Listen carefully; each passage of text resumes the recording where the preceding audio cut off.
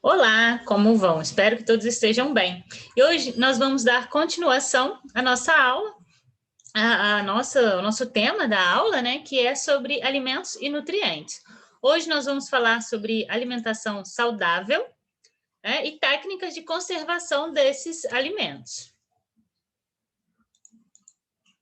Então, se trata de uma continuação, né, da estrutura de vida e evolução com o tema alimentação saudável e técnicas de conservação. E quais são os objetivos dessa aula, né? O que eu quero que vocês saibam quando terminar tudo isso? Eu quero que vocês saibam identificar e relacionar os padrões de uma alimentação saudável, o que é uma alimentação saudável, citar e reconhecer técnicas de conservação dos alimentos, né? Então, primeiro, vamos definir o que é uma alimentação saudável. Será que comer bem é comer muito? Será que é comer muita carne, né? Será que é tomar refrigerante todo dia? Será que isso é comer bem? Né? Então, a alimentação saudável vai ser aquela que fornece todos os nutrientes fundamentais para o nosso corpo. Quais são os nutrientes? Nós já vimos isso nas aulas anteriores, né? Os alimentos fundamentais para o nosso corpo são os carboidratos, os lipídios, as proteínas, os sais minerais e as vitaminas. Né? Então, é isso que o nosso corpo desmonta durante o processo de digestão e leva para todas as células, porque as células precisam disso, né? Para poder funcionar de maneira adequada. Muitas pessoas elas falam, né, e acham que os carboidratos e os lipídios eles são vilões, né? Existem até umas dietas terríveis, né, no carb, de pessoa não comer nada de carboidrato ou cortar completamente os lipídios, que são as gorduras, né, e os óleos. Isso é muito perigoso, porque ainda que em pequenas quantidades, o nosso corpo precisa de carboidrato, né? O carboidrato é o açúcar. Lembrando que nem todo açúcar é doce, né? O arroz, o macarrão é açúcar, mas não é doce. Então, aquilo que é doce é um tipo de carboidrato, né? Mas todos são carboidratos, todos são açúcares. Então, eles não são vilões, né? A gente precisa disso dentro da nossa alimentação, né? O problema é o excesso desses carboidratos.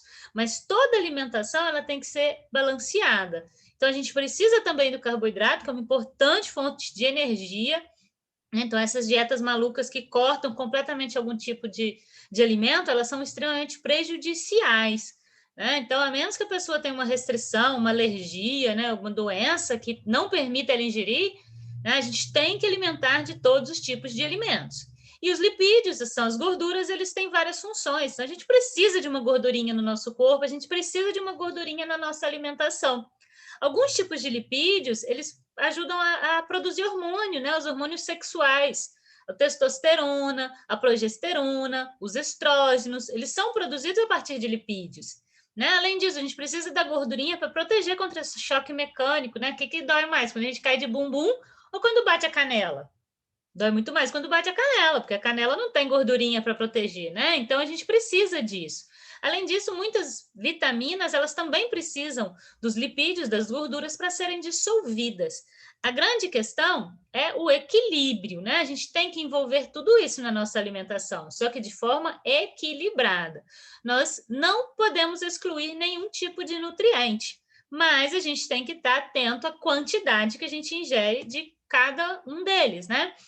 Tudo em excesso faz mal, gente. Qualquer alimento em excesso vai fazer mal, tá? Outro ponto muito importante que a gente tem que investir na nossa alimentação é a variedade, né? Então a gente tem que comer coisas que são diversas. Com certeza vocês já ouviram falar que o prato tem que ser colorido, né? Colocar 5 cores no prato. Por quê? Porque o alimento que ele é colorido de modo natural, claro, né? Que não é aquele industrializado. Quando ele é colorido de modo natural, isso indica que ele tem vários nutrientes diferentes, né? Quando ele é muito amarelo, significa que ele tem vitamina C. O verde tem ferro, tem magnésio. Né? O mais avermelhado tem antocianina. Então, são nutrientes diferentes. Quanto mais colorido, mais nutriente vai ter na sua alimentação. Então, mas a gente tem que tomar cuidado com o alimento que ele é processado, né? Porque é aquele alimento que não é natural. Esses alimentos processados, aqui eu coloquei vários exemplos, né? Esses alimentos que são ultraprocessados, eles vão ter várias substâncias que podem fazer muito mal para a nossa saúde. Quais, por exemplo? Eles vão ter excesso de sal, né? O excesso de sal pode levar a uma hipertensão, que é um problema do coração. Excesso de açúcar, né? O excesso de açúcar pode levar ao diabetes. Né? A gordura, ela pode também levar a problemas cardiovasculares, que são do coração, e além disso, esses alimentos aqui, além de eles serem extremamente altos, né, em sal, açúcar e gordura, eles não vão ter outros nutrientes. Então, eles vão ter uma alta concentração disso e vai ser extremamente pobre em sais minerais, vitaminas, né? Então, isso é bem desproporcional, né? Então, por isso que a gente tem que evitar ao máximo esse tipo de alimento ultraprocessado. Como a gente melhora a nossa alimentação, né? Então, como que a gente faz isso? Para a gente melhorar a nossa alimentação, a gente tem que ingerir em quantidades adequadas de verdura, legume, frutas. Por quê? Porque esse tipo de alimento ele vai ser rico em vitamina, fibra, sais minerais. Isso previne várias doenças. Outra dica muito importante é a gente procurar sempre combinar o arroz e o feijão. Né? Então, isso no Brasil é muito comum, né? Por quê? Porque o arroz e o feijão, ele combina já todas as proteínas que o nosso corpo precisa. Olha que bacana. Se eu comer arroz e feijão no quesito proteína, já está ótimo. Né? Então, isso é muito importante. Mas a gente precisa, né, dos outros alimentos por causa dos outros nutrientes que não estão presentes aqui no arroz e no feijão. Mas somente isso já ajuda pra caramba, né? Os leites e os derivados, eles também vão ser importantes, né? Então, queijo e iogurte. Por que vai ser importante? Porque é fonte de cálcio, né? E o cálcio, ele ajuda no fortalecimento dos ossos, dos dentes, principalmente para vocês que estão em fase de crescimento. Quais são os benefícios de eu ter uma alimentação saudável? Para que eu preciso de uma alimentação saudável? Né? Então, a alimentação saudável, ela é essencial para o nosso corpo funcionar de maneira adequada, porque vai ser da alimentação que o nosso organismo ele vai retirar os nutrientes que nós precisamos. As células precisam dos nutrientes, né? E a gente leva isso para a célula através da alimentação.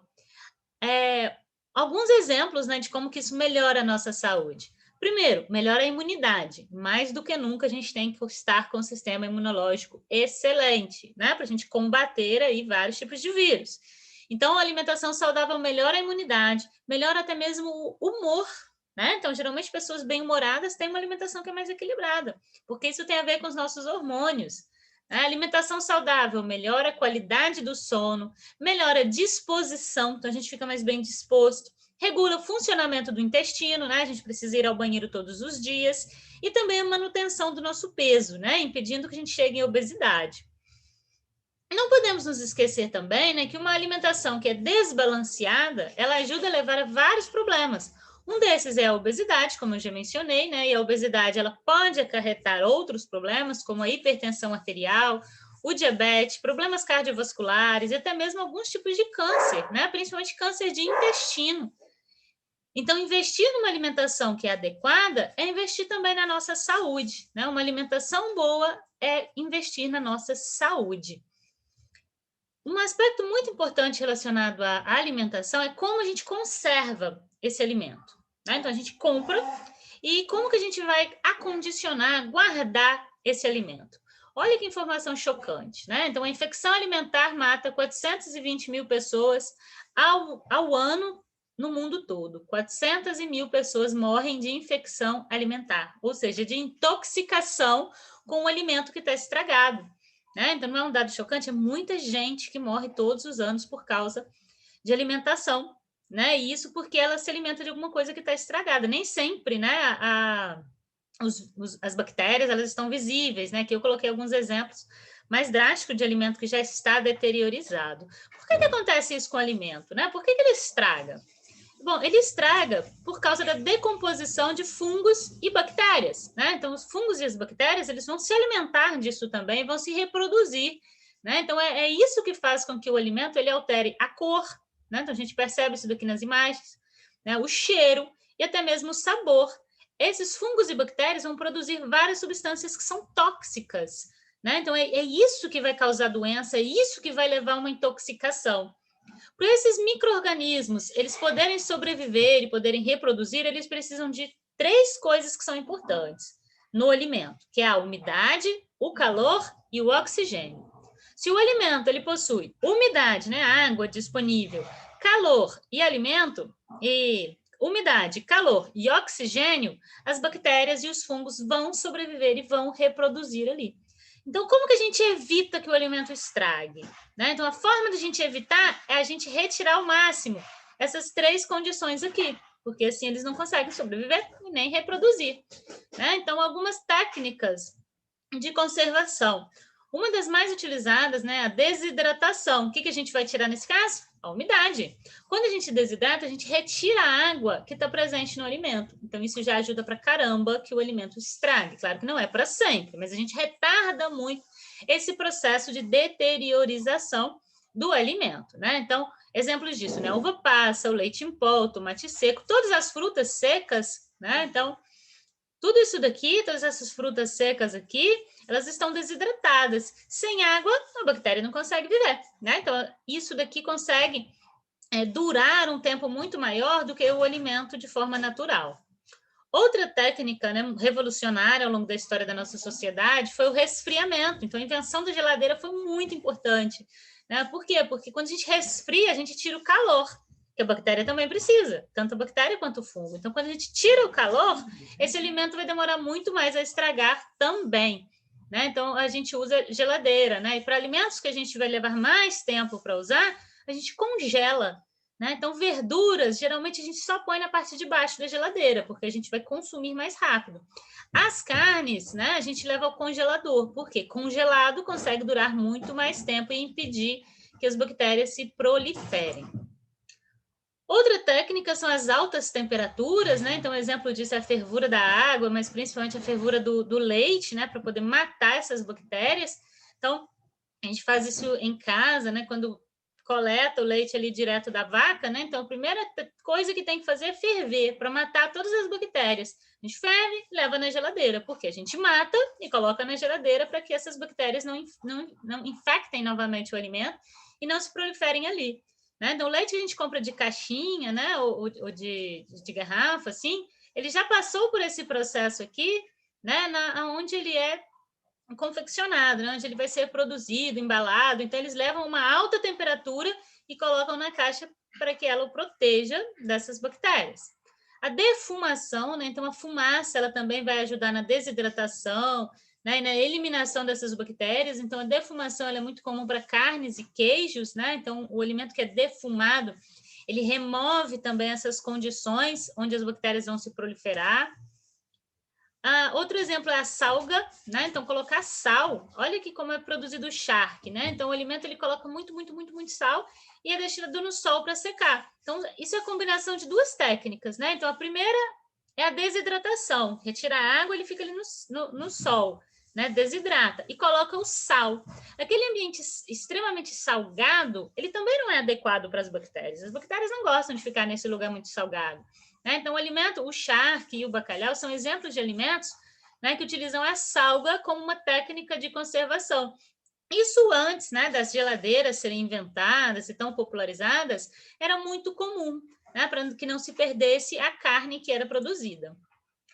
Uma técnica que é mais recente é a liofilização, então é uma desidratação assim extrema, né? Então é uma desidratação mais forte ainda, então retira toda a água daquele alimento. Ela é muito comum para alimentos de astronautas, de alpinistas. Por quê? Você tem aqui um alimento com uma grande concentração de nutrientes que não vai estragar e está numa caixinha pequenininha. Então você tem um monte de nutrientes aqui numa barrinha de cereal, né? Numa caixinha assim pequenininha, muito mais fácil de você guardar, de você carregar, e vai ter os nutrientes fundamentais, né? Então, esses astronautas e alpinistas, que obviamente não querem ficar carregando muito peso, né? Eles vão levar carne desidratada, né? Ou melhor, liofilizada, que é muito mais que desidratada, né? Carne, carboidratos, outros tipos de proteínas, tudo isso liofilizado, né? Para que ele tenha o nutriente demora mais a estragar e, além de tudo, é mais fácil de carregar. Outra técnica é o uso de embalagens, né? Então, os plásticos e as embalagens a vácuo, isso também foi uma grande revolução, né? Porque se o alimento já sai embalado, né, de onde ele é produzido, a chance que ele estrague ao longo do caminho ela é muito menor, né? Então, isso só vai estragar quando entrar em oxigênio. A embalagem, ela é feita a vácuo, né? Ela retira todo o oxigênio. Sem oxigênio, a bactéria não consegue sobreviver. Né? Então, isso daqui também foi uma grande revolução, evita muito a perda, né, de alimentos. É muito, muito, muito importante. Porém, isso leva a outros problemas, né, que são os problemas ambientais. Então, o uso exagerado dessas embalagens, isopor, vidro, né? Então, isso leva a vários problemas, que é a produção de lixo. Então, uma grande quantidade de lixo, ela também vem sendo produzida, né? Uma solução para isso seria a reutilização e a reciclagem, que muitas vezes não acontece. A última técnica de conservação são os aditivos químicos, né? Então, isso surgiu mais recentemente, no século XX, né? São várias substâncias químicas que são utilizadas aqui para impedir o crescimento de bactérias. Também foi uma técnica assim revolucionária que evita muito desperdício, né, de alimentos. Porém, esses conservantes químicos eles podem trazer alguns problemas de saúde, né? Então, o ideal é que a gente evite alimentos que tenham excesso desses conservantes. Então, alimentos enlatados, principalmente, eles vão apresentar grandes quantidades de conservantes. Aqui tem uma matéria bem interessante, né, nessa revista, que fala sobre o impacto dos corantes, né? O corante químico também é um aditivo, e dos conservantes na saúde. Alguns estudos, eles mostram que esses conservantes, eles podem estar associados a problemas de fígado, até mesmo câncer, hipersensibilidade, né? Então, alergias alimentares, problemas de autismo em crianças, TDAH, então, vários problemas, principalmente se for usado pela mãe, né, durante a gestação. Além disso, pode causar urticária, então, alergias na pele, né? Edemas, que é machucado, dermatites, hiperatividade. Então, vários desses daqui, eles podem causar problemas à saúde. Ah, quer dizer que eu não posso usar? Não, você pode consumir, mas tem que ser em quantidades mínimas, né? Então, a gente tem que dosar a questão da quantidade, porque é uma substância química que vai ser também processada para o nosso corpo. E essa substância química, ela não tem função nutritiva, né? Então, aqui, segundo a Anvisa, o aditivo, ele não tem nutriente, né? Mas ele vai modificar as características físicas, químicas e até sensoriais do alimento. Né? Então, isso a gente tem que tomar bastante cuidado para evitar, mais uma vez, né, esses alimentos que são ultraprocessados, porque além deles terem mais sal, açúcar, mais gordura, eles também vão ter uma maior quantidade desses conservantes que podem causar vários problemas aos rins, ao fígado, né, e outros tipos de alergia. Agora aqui algumas dicas, né, para a gente finalizar, algumas dicas de alimentação saudável durante a quarentena, durante agora o período de pandemia, né, porque é muito mais complicado, né, a gente tem que reorganizar todo o nosso dia. Então, a primeira dica, né, é lembrar de beber água constantemente. Se lembrem, a água ela é um macronutriente, então a gente precisa de muita água. Quando a gente sente sede é porque já estamos desidratados, né, então a gente tem que beber água sem estar com sede mesmo, para não chegar ao ponto de desidratação. Então, usa sempre uma garrafinha, carregar sempre a garrafinha, manter a garrafinha do nosso lado para a gente estar bebendo água, para que isso vire um hábito, né? A gente não beba água só quando estiver com sede. Priorizar, né, alimentos in natura, então fruta, verdura, legumes, ovos, né? E tentar reduzir os que são processados, até mesmo arroz, feijão, macarrão, né? Então, a gente alimentar mais alimentos in natura, tá? Então, isso aqui, arroz, feijão, tem que ter, mas menos do que frutas, verduras e legumes.